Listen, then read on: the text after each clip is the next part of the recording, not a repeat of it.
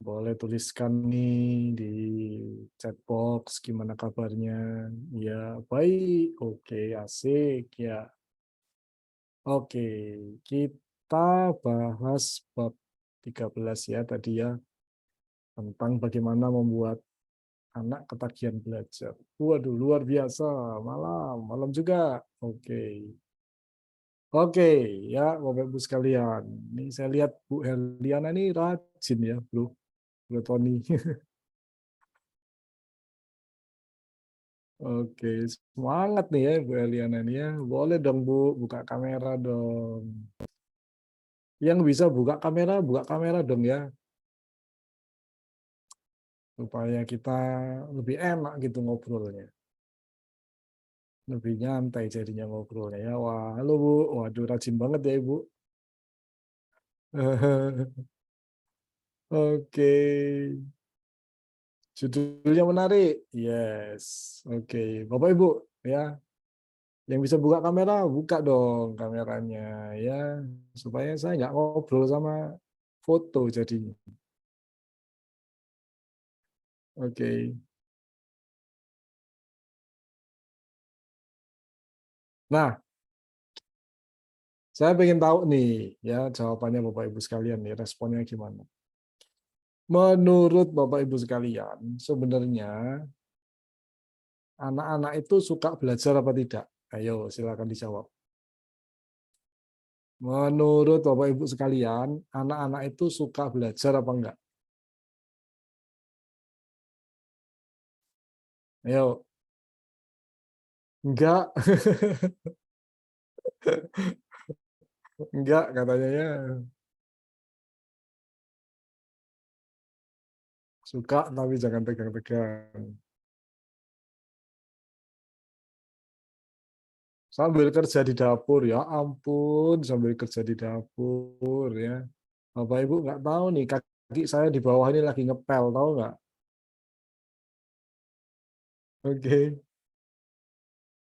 Anak-anak suka belajar apa enggak? Tergantung gimana kita membawakan materi. Suka tapi subjek yang dia suka aja. Waduh, oke.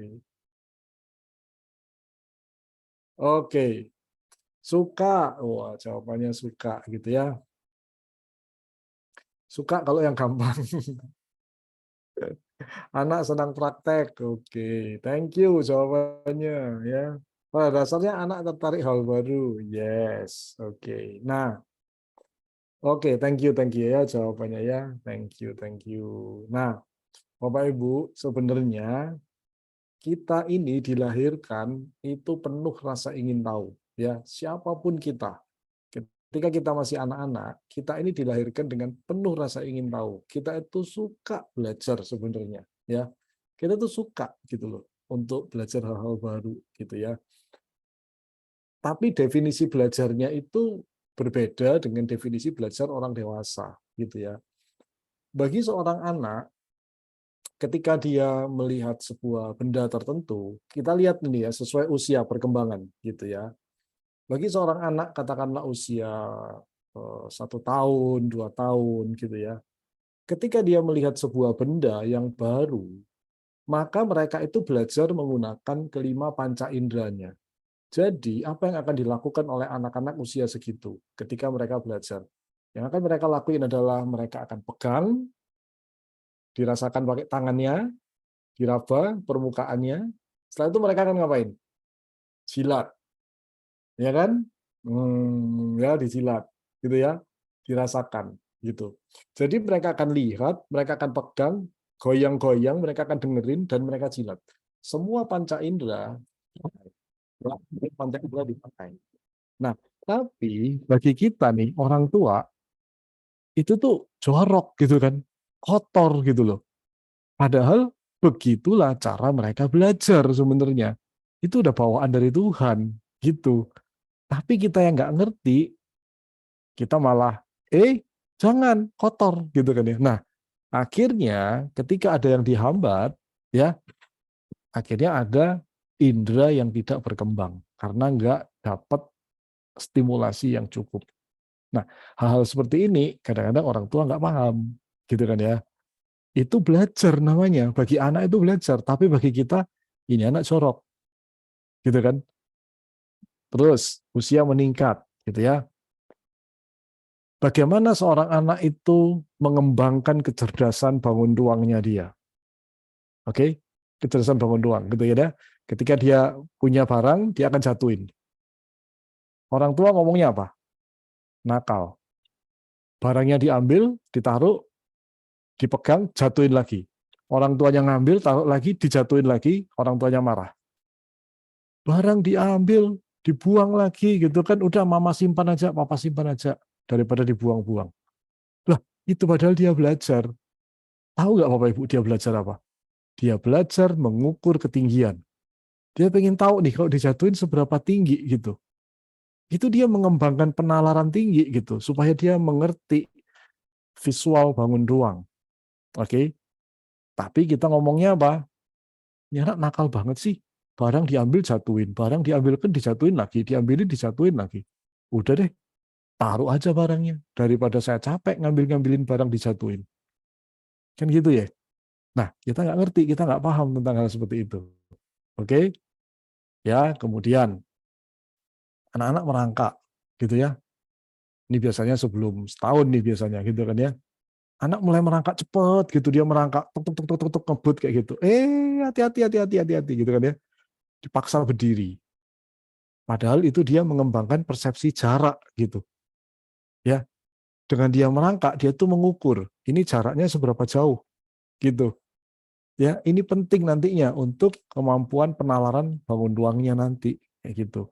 Nah, Bapak Ibu sekalian, sebenarnya di setiap tahapan usia anak-anak, mereka itu belajar dengan caranya gitu loh, yang sangat alamiah. Tetapi kita orang dewasa itu memaksa mereka belajar dengan cara kita, cara orang dewasa. Yang namanya belajar itu duduk, diem, lihat buku, lihat ini, lihat itu kan caranya orang dewasa, gitu kan. Bukan caranya anak-anak.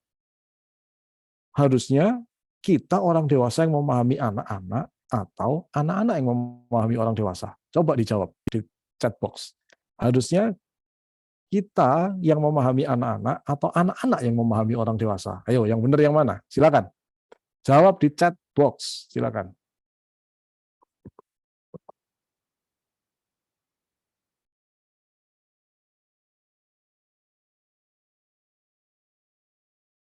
Harusnya kita yang memahami anak-anak. Nah, harusnya orang dewasa yang lebih memahami anak-anak. Harusnya begitu kan? Harusnya kita mencari tahu mengapa anak seperti itu. Bukan kita langsung melarang. Bukan kita langsung memberikan label-label. Ih, anak ini nakal banget sih. Barang dijatuh-jatuhin mulu, capek ngambilnya gitu kan. Nah, anaknya disuruh memahami orang dewasa. Orang dewasanya nggak mau belajar tentang mengapa itu terjadi. Kan gitu ya. Nah, teman-teman sekalian, Bapak Ibu sekalian, akhirnya Anda bayangin deh ya, kalau Anda jadi anak, bayangin aja nih ya, coba imajinasikan Anda jadi anak. Anda melihat satu benda, Anda pegang, Anda jilat, ditabuk tangannya, tek, nggak boleh nakal, gitu kan? Ya, jorok, kotor, gitu ya. Besoknya Anda mau ngerasain lagi. Ini dorongan alamiah dari dalam, dorongan alamiah. Pengen dimasukin mulut, pengen dicipin, pengen dirasain. Ditepok lagi tangannya, nakal, nggak boleh, kotor. Udah dikasih tahu berkali-kali, kotor, nggak boleh, gitu. Kira-kira besoknya apa yang akan Anda lakukan dengan pengalaman seperti itu? Kira-kira apa yang akan terjadi? Coba dijawab. Kapok nggak kira-kira? Kira-kira kapok nggak anaknya? Kapok. Ya, kalau anaknya kapok, akhirnya minat belajarnya turun nggak? Jadi pendiam nggak? Jadi takut nggak? Siapa yang nanamin penakut? Siapa yang nanamkan ketakutan? Siapa yang membuat anak yang tadinya suka belajar jadi malas belajar? Nah, sekarang tahu jawabannya? Oke, berarti kelasnya bubar. Udah selesai. Nggak paham kan jadinya? Gitu ya. Oke. Anak nanya, ini sering terjadi nih, gitu kan ya. Anaknya nanya, Ma ini apa? Pa ini apa? Ntar dijawab. Ya. Oh, itu kereta api. Kereta api itu apaan? Ya, itu pokoknya kereta api. Nanti kamu besar tahu sendiri gitu kan ya. Loh, kok bisa jalan gitu kan. Aduh, kamu ini tanya mulu sih gitu kan. Nah, bayangin Bapak Ibu, kalau Anda jadi anak, Anda nanya, orang tuanya sebel. Kira-kira berikutnya anak akan nanya lagi nggak? Kira-kira anak akan nanya lagi nggak? Kapok nggak? Kapok, gitu ya. Kemudian ketika anak ini terus bertumbuh usianya, umur 6 tahun, 7 tahun, sekarang kita maksa dia, kamu itu kalau nggak ngerti tanya kenapa sih? Lah, dulu nanya disuruh diem, sekarang udah diem disuruh bicara. Coba dipikir Bapak Ibu. Siapa yang sadar telah melakukan itu? Ayo, siapa yang sadar telah melakukan seperti itu? Halo, ayo, siapa yang sadar? Ayo, ayo.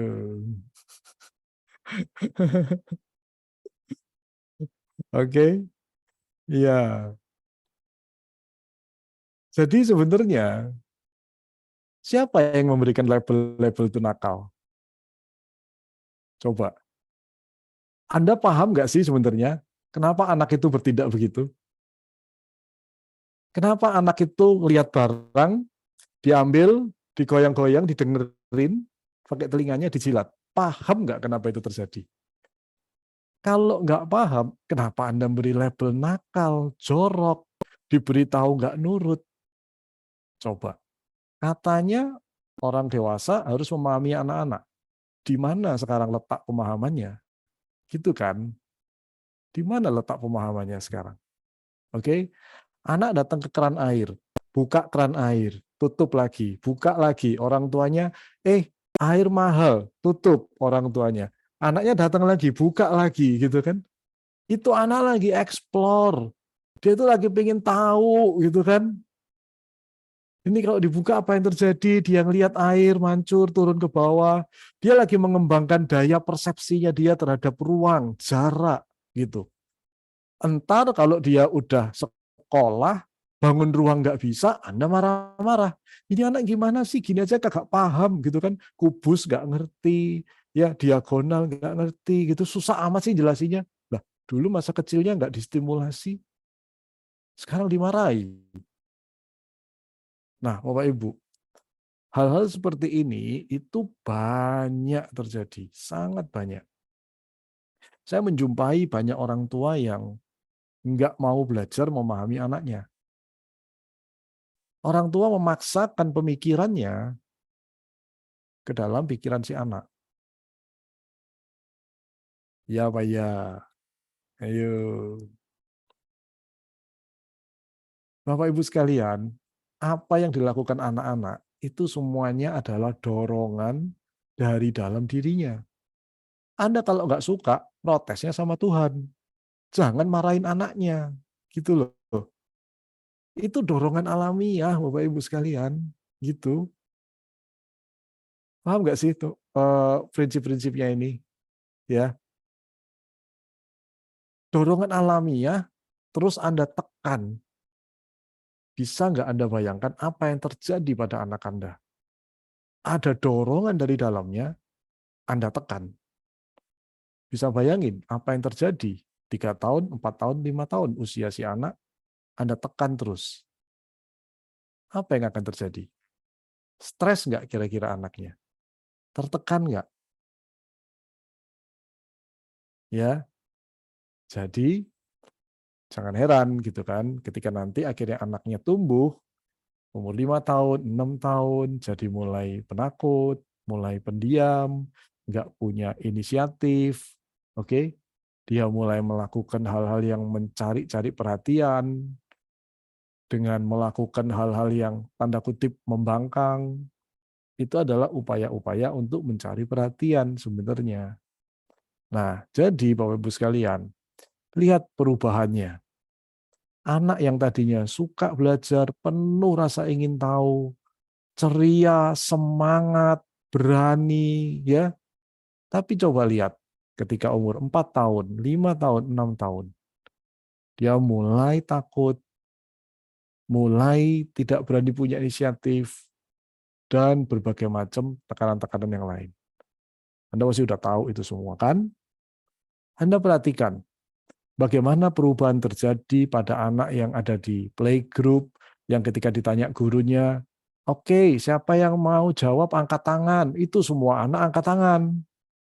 Tapi ketika Anda masuk ke ruangannya SD, SMP, coba silakan siapa yang mau nanya, semua pada duduk, menunduk, nggak ada yang berani nanya. Ya Pak ya, terjadi pergeseran besar. Bapak Ibu sadar nggak itu terjadi? Sadar nggak? Citra diri mereka turun. Sadar nggak itu terjadi? Ya, makin dewasa, makin malu. Disuruh nanya, pada diem. Ya nggak? Makin nggak berani tampil. Makin merasa bahwa penilaian orang lain penting. Kita takut terhadap penilaian orang lain. Aduh, nanti dipikir apa? Nanti dilihatnya gimana? Gitu.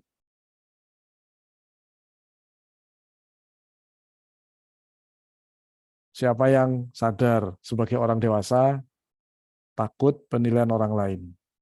Nggak bisa bebas. Takut pandangan orang lain. Anda nggak bisa bebas, Anda tertekan, nggak bisa jadi diri Anda sendiri. Ayo. Ada nggak? Ya itulah warisan dari masa anak-anak. Bapak Ibu, lihat pergeserannya. Dari yang tadinya anak itu penuh rasa ingin tahu, suka belajar, kemudian bergeser, bergeser, bergeser, sedikit demi sedikit, sedikit demi sedikit. Gitu ya. Ada seorang peneliti dari Amerika menuliskan sebuah jurnal yang mengamati bagaimana perubahan itu terjadi. Kita nggak usah meneliti, lihat aja di sekitar kita, itu udah tahu. Terjadi pergeseran. Benar nggak sih? Yang tadinya anak itu percaya diri, ketika ditanya semua angkat tangan, sekarang jadi malu. Mereka jadi punya persepsi, kalau nanya takut salah. Kalau nanya takut dianggap pertanyaannya biasa-biasa. Kalau nanya nanti takut dikira bodoh. Gitu aja nanya. Berapa banyak orang dewasa yang punya persepsi seperti itu ketika ditanya? Ya Pak ya? Itu udah virus di pikiran orang dewasa. Sementara orang dewasa ini kepingin maju, kepingin lebih sukses. Tapi dia punya persepsi, mau nanya takut. Nah, gimana coba? Begitu banyak virus di pikiran orang dewasa sebenarnya. Dan itu dibawa dari masa kanak-kanaknya dulu, yang tidak pernah dibereskan. Silakan direnungkan. Benar apa kagak? Oke. Nah, sekarang bagaimana dengan anak Anda? Akankah Anda mengulangi hal yang sama yang terjadi pada Anda dulu, sekarang Anda ulang kepada anak Anda? Yuk belajar, pahami anak Anda itu seperti apa sih? Oke. Memahami anak itu bukan berarti kita harus menuruti apa yang dia mau. Enggak begitu. Memahami anak itu tujuannya adalah supaya kita bisa mengarahkan dia ke arah yang benar. Oke? Bukan menuruti. Kebanyakan orang tua itu salah paham ketika saya ngomong, yuk pahami anak Anda. Loh, berarti kita harus membiarkan dia gitu, harus ngapa-ngapain. Enggak gitu juga, gitu kan. Memahami itu adalah ketika Anda mengerti sifat-sifatnya, Anda akan lebih tahu bagaimana mengarahkannya. Anda akan lebih membutuhkan sedikit tenaga untuk mengarahkannya. Karena Anda tahu itu adalah alamiahnya dia. Contoh, kayak tadi, ketika anak usia setahun 2 tahun, kalau dia itu lihat barang, dia pasti akan lihat, dia pasti akan ambil, dia goyang-goyang di dekat telinganya, dia akan silat. Terus itu alamiahnya. Anda kalau mau protes, protesnya sama Tuhan. Ya, kenapa kok buat anak seperti itu, gitu kan? Protes tuh sama Tuhan sana. Kenapa kok membuat anak seperti itu, gitu ya? Terus kalau kita udah ngerti seperti itu, apa yang kita perlu lakukan? Ya siapkan barang-barang yang bersih. Supaya kalau dia mau jilat, jilat aja. Udah dibersihin. Paham nggak sih? Jadi aman gitu. Itu salah satu contohnya gitu loh. Ketika kita memahami hal itu, oh ya udah, memang itulah caranya dia belajar dengan semua panca inderanya dia. Karena anak-anak itu perlu mengembangkan, menstimulasi panca inderanya dia. Mata, telinga, tangan, perabaan, pencerapan, penciuman. Semuanya perlu dikembangin, semuanya perlu dilatih. Gitu. Kalau Anda tidak memberikan stimulasi yang cukup di sana, pada masa dewasa nanti, pasti akan terjadi problem terkait dengan indera yang tidak berkembang nantinya. Udah pasti akan jadi masalah. Oke.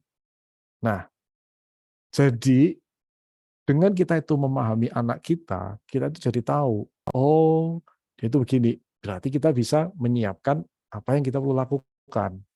Paham ya Bapak Ibu sekalian ya? Catat baik-baik ya. Memahami anak itu bukan berarti akhirnya kita tuh harus menuruti dia apa maunya. Enggak. Kalau itu hal berbahaya, ya kita cegah. Kalau itu membahayakan hidupnya, membahayakan kondisinya, ya kita kasih tahu. Tapi selama itu kita bisa kondisikan, kita bisa kita setting sebagai media belajarnya dia. Sehingga rasa ingin tahunya tetap tinggi sampai ketika dia masuk sekolah. Sehingga minatnya belajar tetap tinggi ketika dia masuk sekolah. Nah, hal-hal seperti ini, Bapak Ibu sekalian, yang banyak orang tua nggak paham. Kita tuh kepinginnya membuat anak kita seperti kita di masa dewasa. Coba dipikirkan, coba direnungkan. Kita berusaha untuk memasukkan persepsi kita tentang belajar kepada anak kita yang usianya jauh di bawah kita. Kita nggak ngerti bagaimana modalitas dia belajar, kita nggak paham bagaimana dia itu menyerap informasi, memasukkan ke kepalanya, kita nggak paham. Kita paksain aja dengan caranya orang dewasa. Akhirnya kita merasa, aduh susah banget ya ngajarin anak. Anak pun merasa, aduh berat banget sih hidup ini gitu kan. Stres jadinya si anak gitu. Nah, jadi paling tidak sebagai orang tua, kita tuh perlu ngerti, kita tuh perlu paham bagaimana sih sebenarnya tahapan-tahapannya mereka itu gitu loh. Gimana sih caranya mereka itu belajar menyerap informasi gitu. Nah, itu Bapak Ibu sekalian. Kalau Anda baca buku saya yang judulnya Rahasia Mendidik Anak itu, di situ saya mengungkap banyak hal gitu ya. Paling tidak kalau Anda baca buku itu buku minimal deh gitu ya. Di antara sekian banyak buku teori yang Anda perlu ketahui tentang anak, saya berusaha merangkum se, se apa ya, sepek-peknya gitu kan ya. Saya tahu orang tuanya sibuk cari uang gitu kan ya, tapi please luangkan waktu baca buku itu aja supaya Anda paham anak Anda. Supaya Anda itu tidak melakukan kesalahan-kesalahan yang tidak seperlunya. Supaya itu Anda terhindar dari kesalahan-kesalahan yang tidak perlu. Kalau Anda masih nggak mau belajar, saya nggak bisa ngomong apa-apa lagi. Oke? Karena Anda harus punya pengetahuan minimal. Harus. Kalau Anda mau ngadepin anak Anda. Gitu ya. Nggak bisa hanya dengan, loh saya kan juga pernah jadi anak-anak. Saya tahu kok gimana caranya gitu. Ya sudah, kalau Anda punya keyakinan begitu, ya nggak apa-apa juga sih. Gitu kan. Ya, tapi sepanjang pengalaman saya, menghandle berbagai macam kasus anak dan orang dewasa itu gak cukup. Oke, ada begitu banyak hal yang kita tuh nggak paham tentang anak-anak itu. Mereka dilahirkan dengan begitu luar biasanya. Mereka punya bakat, punya potensi yang luar biasa. Tetapi kadang-kadang kita sebagai orang tua itu nggak fair. Kita mengukur mereka menggunakan tongkat pengukur kita. Paham kan maksud saya? Kita tidak menggunakan tongkat pengukur yang sesuai untuk mereka. Nah, akhirnya mereka jadi stres. Tumbuh berkembang dengan pandangan belajar itu susah, belajar itu berat. Akhirnya mereka hanya suka melakukan apa yang mereka suka. Padahal sebenarnya anak-anak itu suka apapun sebenarnya. Dari awalnya mereka suka apapun. Bagi mereka semua itu menarik. Di mata anak-anak semuanya itu menarik gitu. Tetapi ketika kita berusaha mengajarkannya dengan cara orang dewasa, ya nggak masuk. Ya, Anda kalau dipaksa belajar dengan cara yang bukan cara Anda juga nggak akan masuk. Anda pasti stres. Sama itu yang terjadi dengan anak Anda. Jadi itulah gunanya perlu memahami anak. Anak ini kayak gimana. Dari sana Anda menyesuaikan diri untuk membantu mereka mengeluarkan potensinya. Sampai sini bisa dipahami ya. Oke. Siapa yang sampai di sini udah dapat pencerahan? Ayo. Siapa yang sampai di sini udah dapat pencerahan? Wow. Oke. Oke, ini sudah mulai ada pertanyaan nih ya. Wah, ini dari tadi ada pertanyaan ya, saya nggak bisa chat, sorry. Jadi maksud Bapak tidak ada anak yang nakal? Iya, yang ada adalah anak yang sedang belajar atau mengeksplor sesuatu. Begitulah, oke? Kadang-kadang orang tuanya aja kan yang nggak sabar kan, udah di level nakal aja gitu ya, gampang ya. Jadi kita sebagai ortu cuma bisa mengawasi saja, tidak perlu semuanya dilarang. Yes, kita mengawasi, mengkondisikan, menjaga dia, oke? Mengkondisikan supaya dia aman, gitu ya. Jelas ya? Kalau alamiah tapi kita yang menyebabkannya ditekan, maka anak tersiksa dong. Emang, makanya stres jadinya kan. Ya, oke. Umpamanya kita udah bisa men-setting keadaan agar anak tetap mempunyai rasa ingin tahu yang tinggi, tapi lingkungan tidak seperti itu. Bagaimana seharusnya kita bertindak? Lingkungannya yang dimaksud siapa? Ya, kalau lingkungan ini adalah orang di rumah kita, ya kasih tahu orang di rumah kita. Ya, bantu supaya mengkondisikan anak ini. Bisa nggak pindah keluar dari lingkungan itu? Kalau bisa, lebih baik. Kalau nggak bisa, ya udah diminimalkan dengan orang-orang lingkungan itu diberitahu, gitu ya. Tapi yang paling penting adalah kedekatan Anda dengan anak harus tinggi karena itu adalah vaksinasinya di situ, gitu. Ya, namanya nggak ideal kan? Ya sudah, gitu loh. Tapi kita berusaha untuk mengcover ketidakidealan itu, ya kayak gitu. Kalau anak sudah SMP dan SMA, Pak, maksudnya apa nih? Bu, siapa nih Yuanita ya? Maksudnya apa nih? Kalau anak udah SMP dan SMA, maksudnya apa nih ya? Masih belum selesai kah ngetiknya? Silakan. Kita mulai buka dengan pertanyaan ya. Silakan, silakan.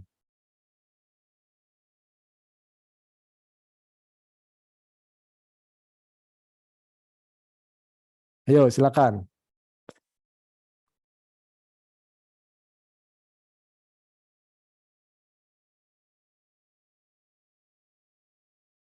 Siapa yang mendapatkan pencerahan sampai di titik ini?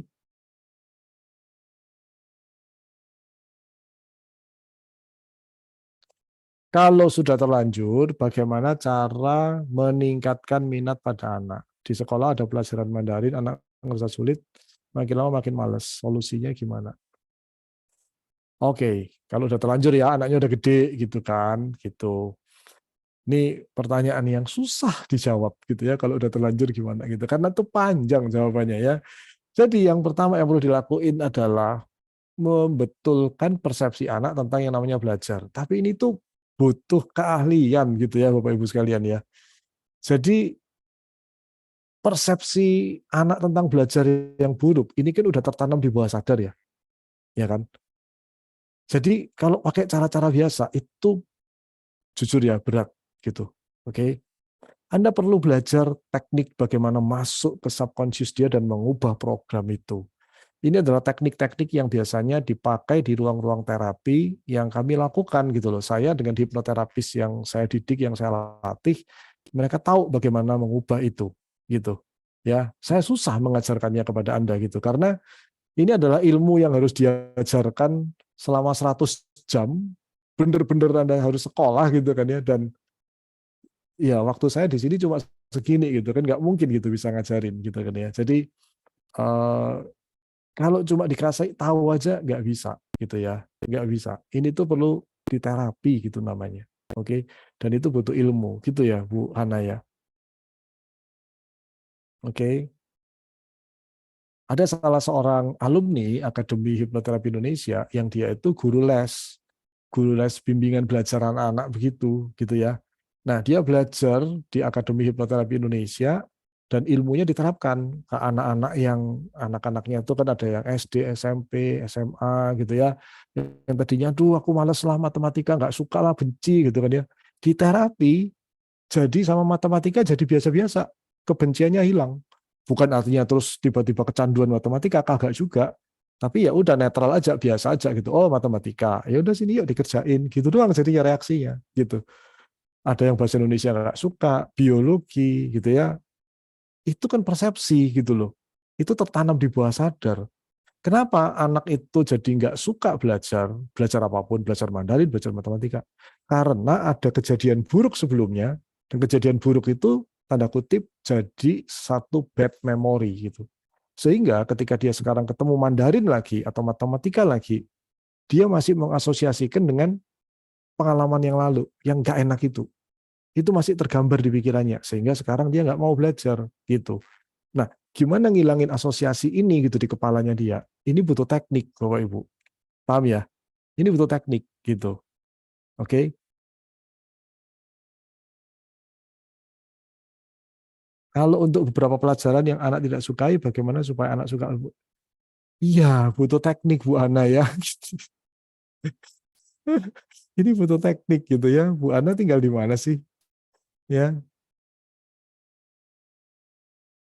dulu killer termasuk. Iya, oke.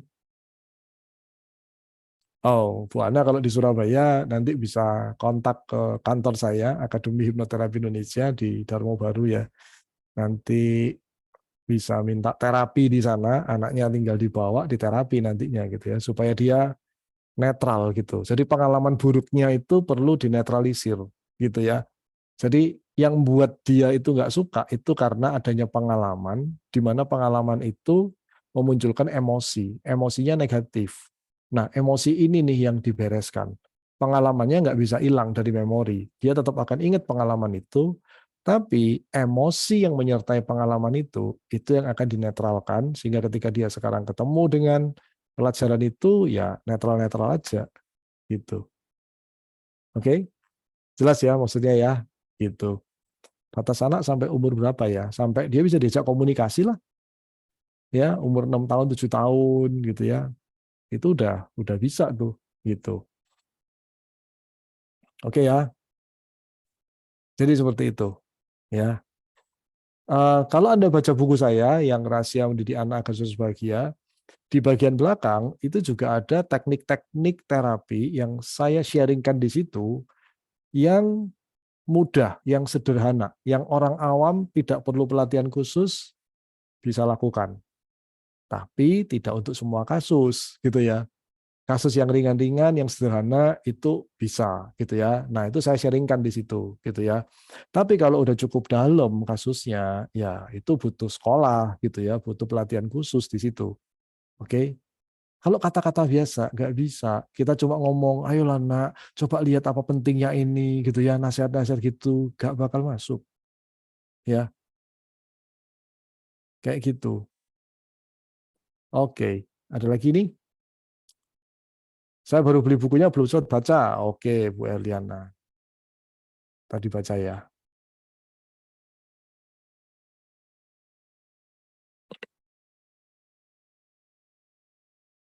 Ada lagi nggak yang belum terjawab? Kayaknya nggak ada ya.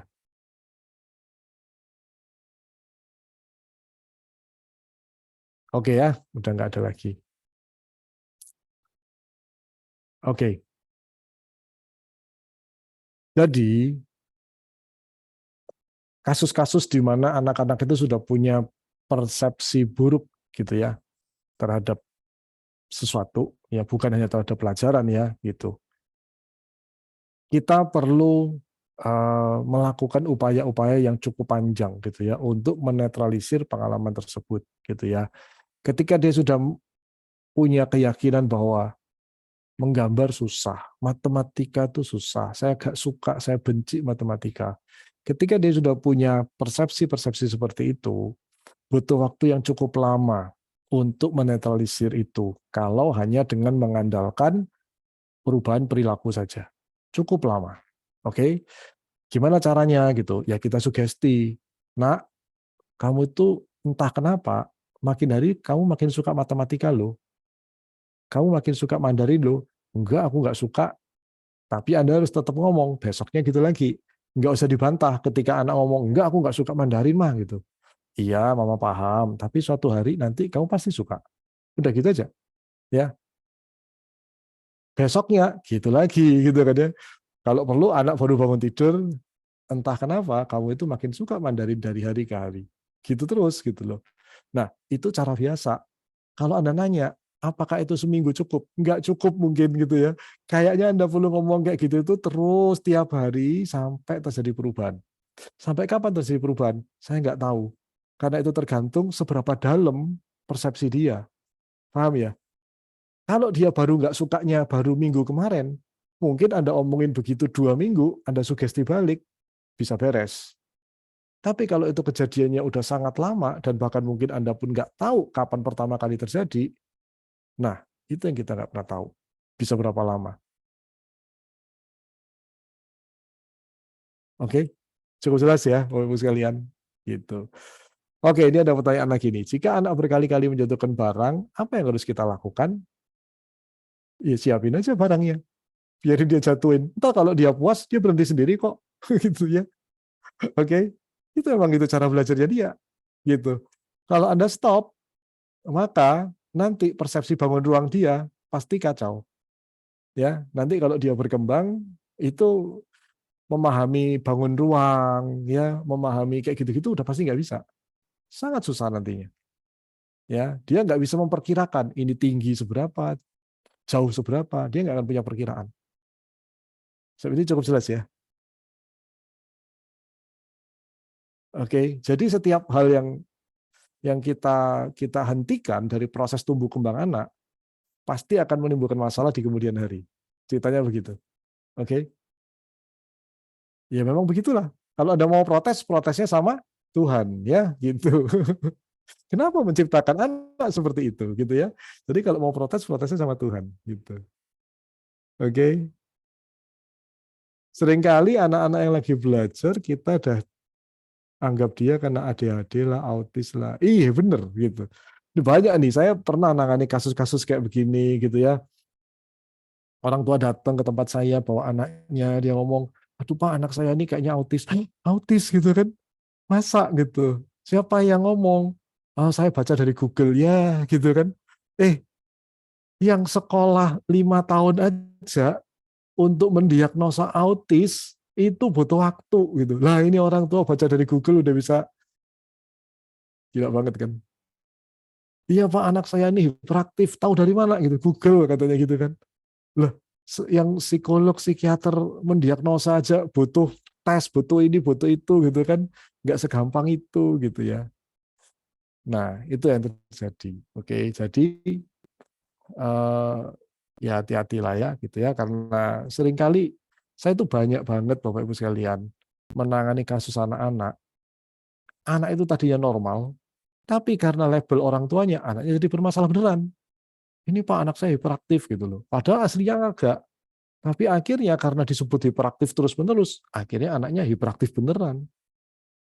Terjadilah doamu gitu kan. Barang yang dijatuhkan dengan sengaja kita harus ambil enggak. Ambil aja. Kasih tahu, jauh ya, tinggi ya gitu. Kasih tahu ya. Kalau perlu kasih benda yang bermacam-macam. Nih coba kalau yang besar, nih coba kalau yang kecil. Nah, tahu kan sekarang gitu. Coba kamu naik lagi lebih tinggi, jatuhin lagi gitu.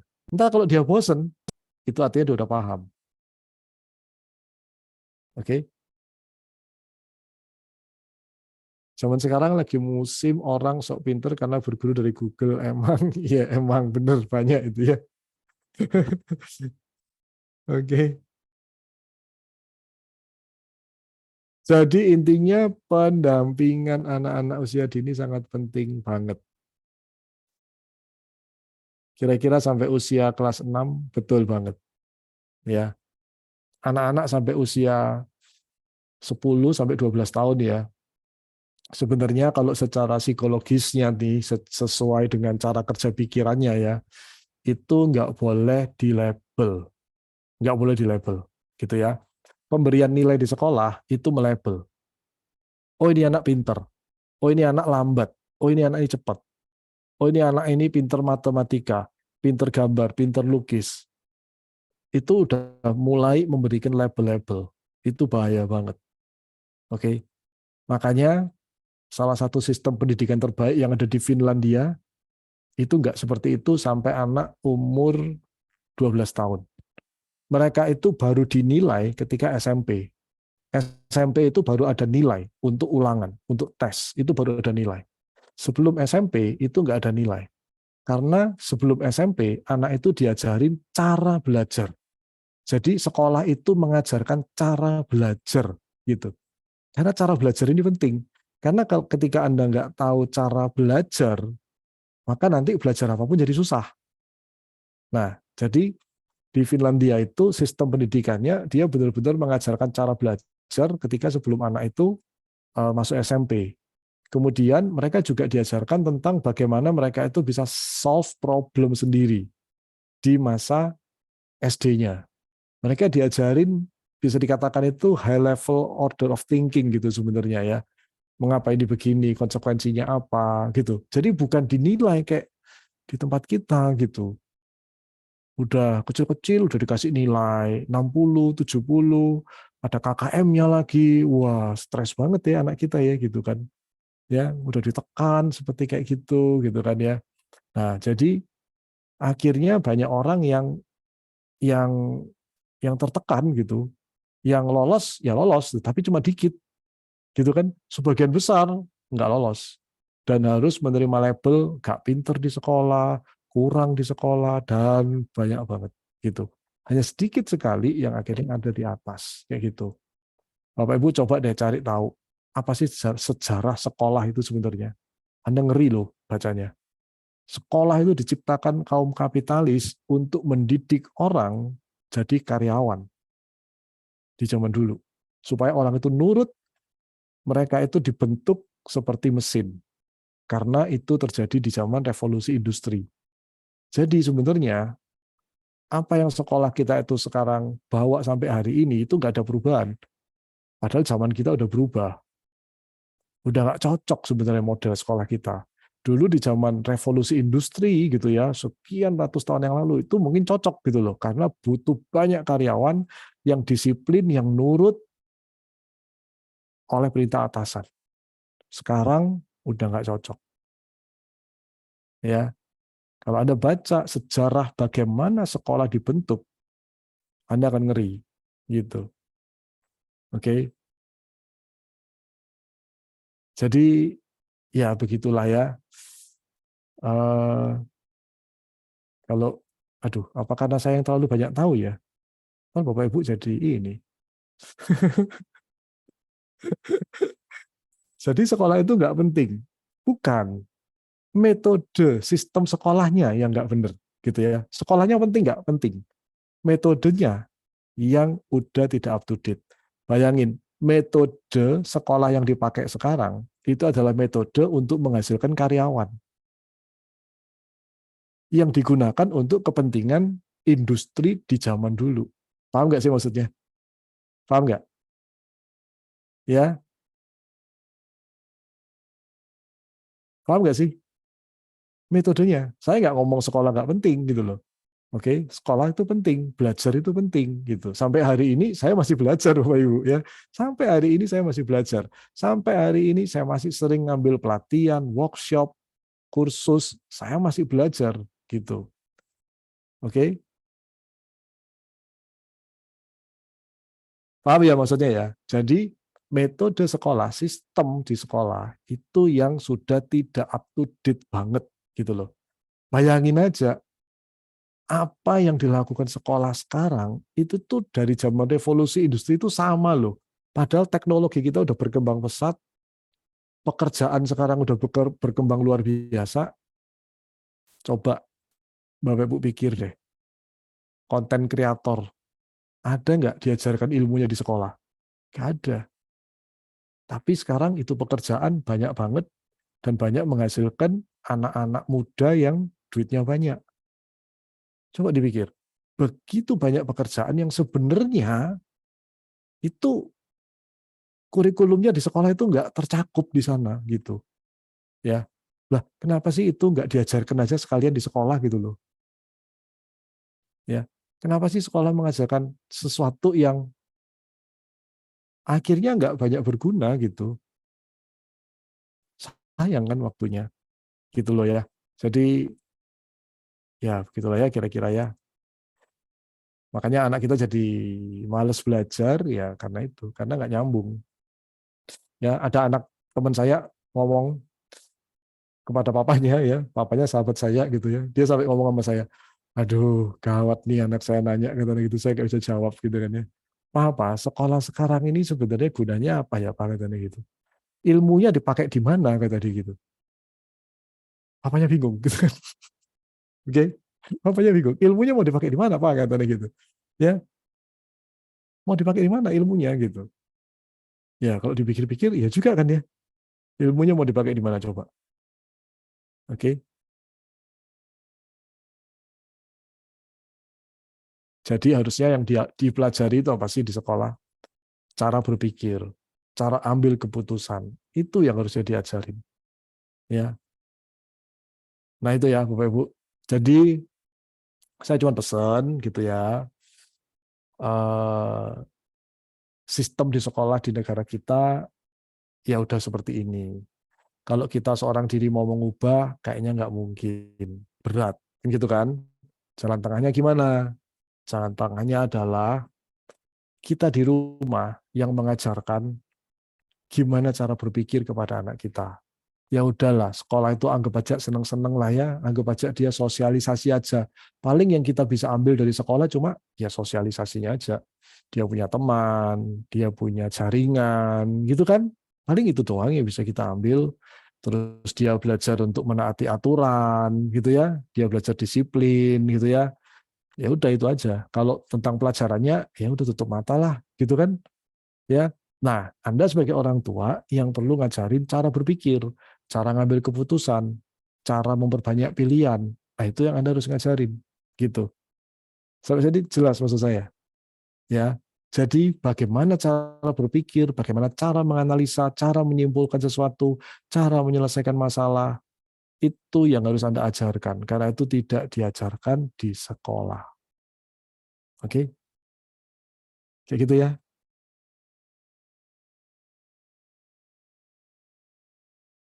Jelas ya, gitu.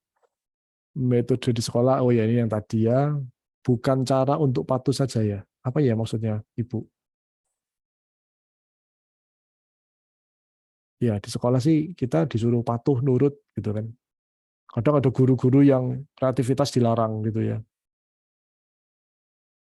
Pokoknya jawabannya harus mengikuti gurunya, kalau enggak salah. Nah kan zaman sekarang nggak bisa. Gitu. Saya pernah menghandle anak yang nggak mau sekolah, kelas 5 SD, gara-gara disuruh gurunya gambar, apa gambar bebas gitu kan ya. Terus dia gambar orang hitam gitu. Gurunya marah. Kok orang hitam katanya gitu. Loh, saya lihat di TV itu orang hitam main basket katanya gitu. Gurunya marah. Konyol kan? Oke. Belajar membaca, berhitung sebaiknya dilakukan di usia berapa? Di usia berapapun boleh, asalkan sesuai dengan cara anak belajar. Boleh nggak diajarin baca, hitung di usia 2 tahun, 3 tahun? Boleh. Asal Anda tidak melabel, asal Anda tidak menuntut, asal Anda tidak menilai dia. Oh, kamu dapat nilai 60, salah gitu. Enggak. Ya udah, alamiah aja. Oh, nah ini A gitu. Besok dia nggak ngerti, ya ulangin lagi. Ini A gitu kan ya. Diajarin 100 kali nggak ngerti, nggak apa-apa juga. Nggak usah di label. Kamu ini udah diajarin 100 kali nggak paham-paham loh. Nggak usah. Ya udah begitulah. Oke. Cukup jelas. Ya. Oke, seperti itu. Jadi yang saya mau sampaikan dari malam ini adalah perhatikan apa yang penting gitu ya. Ketika Anda mau buat anak Anda suka belajar, Anda perhatikan apa yang penting karena masa belajar anak Anda itu panjang. Ya, apalagi anak Anda yang masih SD. Dia masih harus SMP 3 tahun, SMA 3 tahun, kuliah 4 tahun, 5 tahun gitu ya. Masa belajarnya panjang. Kalau dia sudah punya persepsi bahwa belajar itu berat, belajar itu susah, maka Anda berat untuk mengharapkan dia bisa sekolah terus nantinya. Jadi, yang penting dia itu ngerti proses berpikir. Ya, nilai pas-pasan nggak apa-apa. Yang penting dia ngerti bagaimana caranya. Karena nilai itu biasanya hanya sebuah akibat, gitu ya. Tapi boleh nggak kita mengajarkan kepatuhan, kedisiplinan sebagai syarat, dan medianya adalah pelajaran sekolah, boleh. Tapi nggak usah lihat nilainya. Selama dia berusaha, selama dia berupaya, itu yang Anda perlu bentuk. Karakter-karakter itu yang Anda perlu bentuk sebenarnya. Karena itu yang nanti akan berguna pada saat masa dewasanya dia. Gimana cara dia memandang suatu, gimana cara dia merespon sebuah tanggung jawab, itu yang paling penting sebenarnya. Nilainya nggak ada masalah. Mau nilainya berapapun nggak ada masalah. Nah, ketika Anda nanti fokusnya ke situ, Bapak Ibu sekalian, lucu deh, nilainya malah bagus nantinya.